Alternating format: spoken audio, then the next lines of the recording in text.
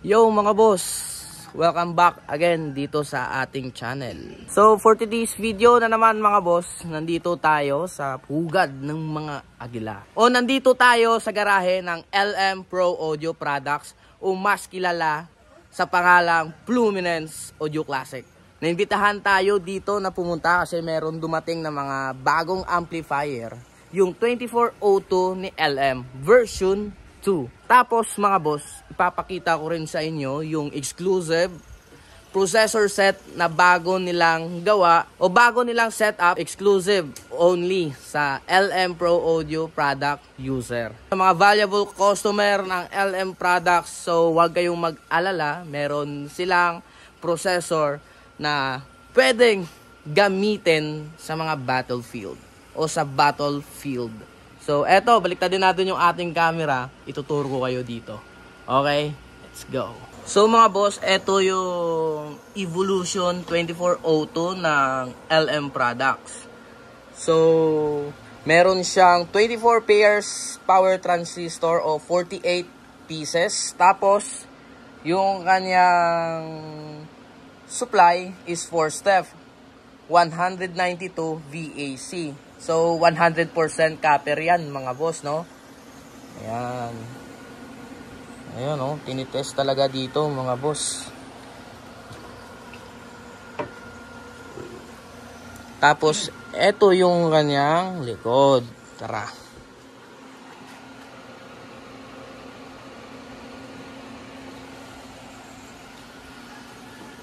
Tapos, yung kagandahan dito, mga boss, yung kanyang flight case na kasama.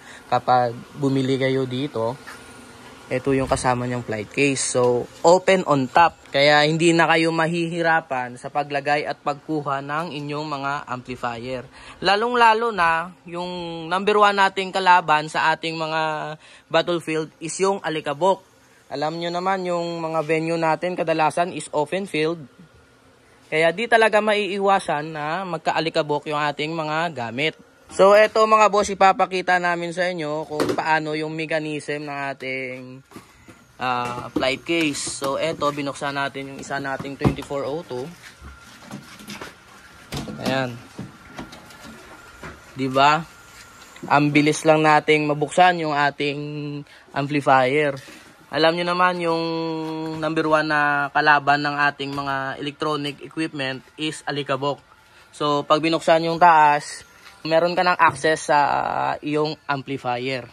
So, eto mga boss yung exclusive na processor set ni LM Pro Audio. And together with, syempre, yung bago na tinitest at partner ni LM Pro, si KR Submetric. Ayan. So, dito, dagdag persa, dagdag lakas. Ito yung kanyang exclusive na processor set for only para lang sa LM product user. So, hindi ito binibenta. Makikita nyo lang yung processor na ito tuwing may battle yung mga LM product user. Tapos mga boss, dito na-revise na yung amplifier natin. Kasi alam nyo naman sa mga kaibigan nating o business partner na mga Chinese is binibenta yung design ng mga amplifier. Kaya dito, meron pang dinadagdag at binabawas.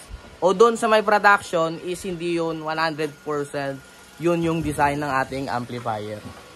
Tapos dito, dinadagdagan at binabawasan. Hey! So, eto, abangan natin.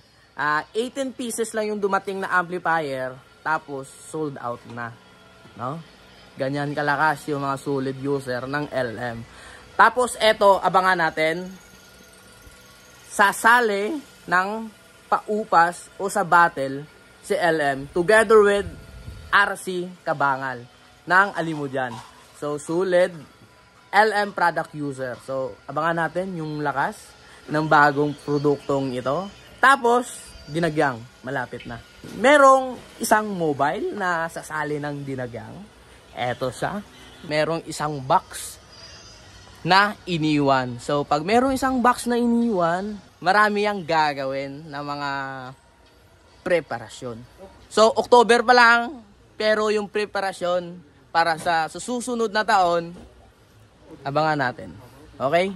So, eto, madali ang vlog lang mga boss. Kasi kakabalik lang natin sa vlogging scene.